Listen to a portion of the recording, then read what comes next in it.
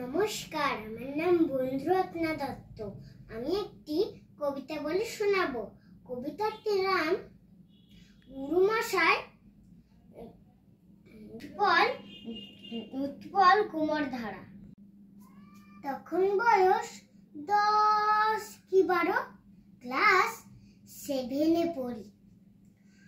অঙ্ক, বাংলা, ইংরেজি বই মেঝে ছড়াছড়ি। মা বলছেন ইংরেজি আর অঙ্ক বেশি কর।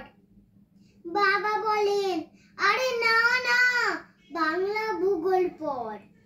দাদার আছে খবরদারি, ধরে আমার কান বলল, জীবন গড়তে হলে পড় বেশি বিজ্ঞান। তো যখন আমি ভাবছি বসে কোন পথে দিয়ে চলি, গুরুমশাই বললেন শেষে একটা কথা বলি। মিশরের জীবন কথার বইটা আগে পড়ো, সত্যিকারে